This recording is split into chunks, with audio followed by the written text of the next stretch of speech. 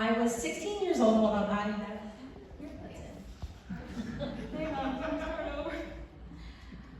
I was 16 years old in 1987, and I had just gotten my driver's license. Now, I had not wanted to get my driver's license because I was a very nervous driver, but my parents wanted me to get it. I was perfectly happy taking the bus, but whatever, I got it. So it was my first week driving solo, and I was in this like parking mini mall or whatever, and I was pulling out of the parking spot, and I hit the car next to me. And instant panic. And I didn't just graze it or like bump it, like substantially hit this car. So in my undeveloped 16-year-old panicked brain, I thought the best course of action at that moment was just to leave. Of course, as one does. So I left, and I get home, and I didn't know how I was going to explain the dent in the car to my parents, but whatever, I kicked that can down the road, I wasn't going to say anything.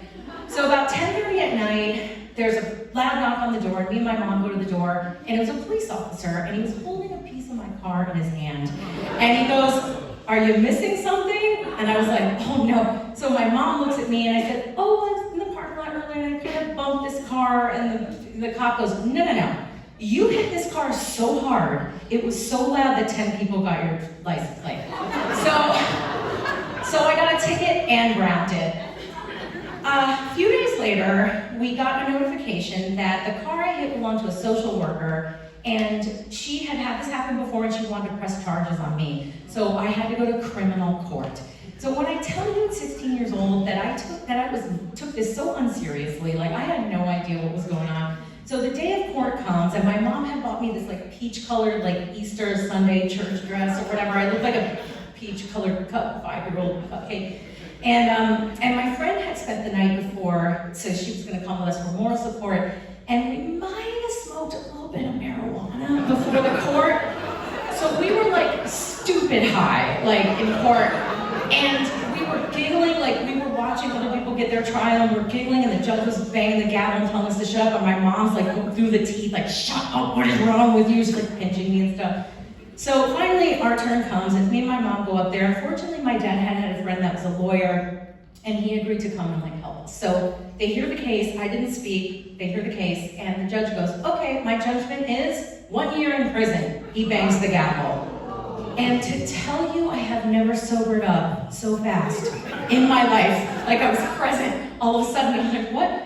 And the lawyer goes, "No, judge, like, that seems like the punishment doesn't fit the crime, it's like too much." And the judge goes, "Okay, I agree with you. 6 months in jail," bangs the gavel. And now I am ugly crying, and my knees are weak, and I'm shaking, and it's not coming down, and I'm like, "Oh my God, like, what is happening?"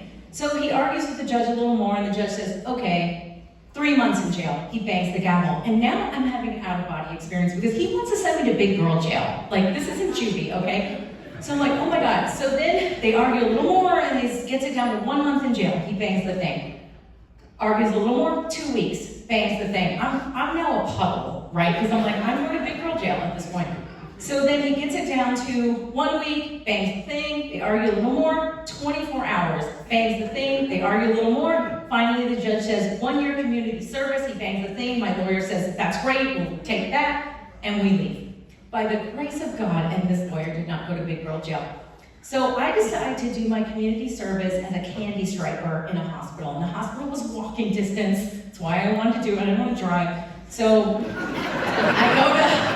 I go to orientation, and there's all these other girls there, right? We're doing the orientation, and then we get to lunch, and we're like alone with these girls, and I'm like, how am I gonna relate to these girls? Because like they're here to the kindness of their heart, like I'm a hardened criminal.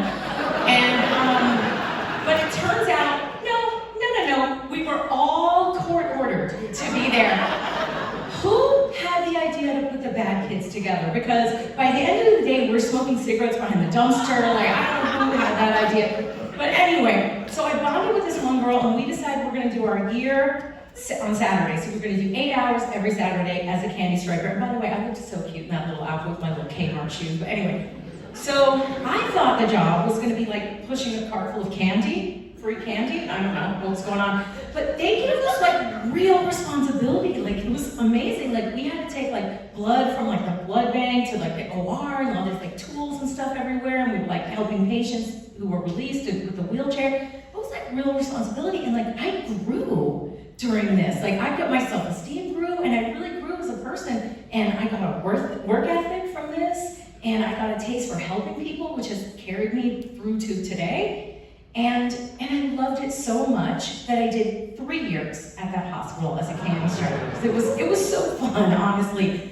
Now, fast forward 25 years. I'm at a dinner party and this lawyer's there. So we start reminiscing a little bit, and I bring up this time and I go, oh my gosh, remember that time I was gonna go to jail for a year and you helped me out? And he goes, you were never gonna go to jail. And I'm like, what? The judge said jail 10 times and banged the gavel.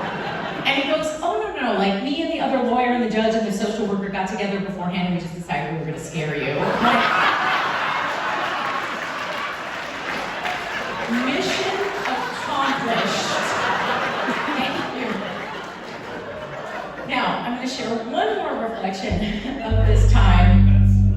At the time, I was 16 years old, I hated this social worker. Like, I thought she was mean and cruel and she wanted to send me to jail. But if this social worker was here right now today, I would say one thing to her. Thank you for holding me accountable and giving me the opportunity to become a better person.